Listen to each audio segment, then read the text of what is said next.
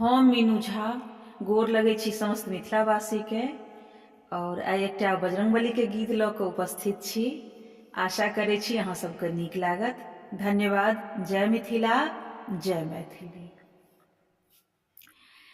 जय हो बजरंग बली वीर बंका, जय हो बजरंग बली वीर बंका। क्षण में जरायल सोने केर लंका, क्षण में जरायल सोने केर लंका।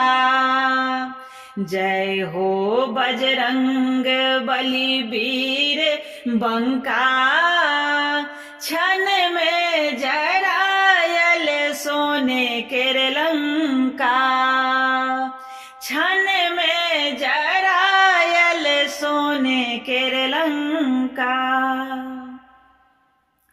किनकर पुत्र छथि किनकर सेवक, किनकर पुत्र छथि किनकर सेवक।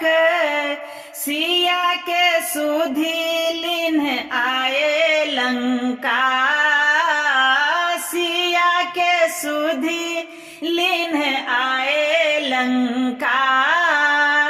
जय हो बजरंग बली वीर बंका, क्षण में जरायल सोने केर लंका, क्षण में जरायल सोने केर लंका। अंजनी के पुत्र छथि रामचंद्र के सेवक, अंजनी के पुत्र छथि राम जी के सेवक। सीता के लाए पहुँचाओल अयोध्या, सीता के लाए पहुँचाओल अयोध्या।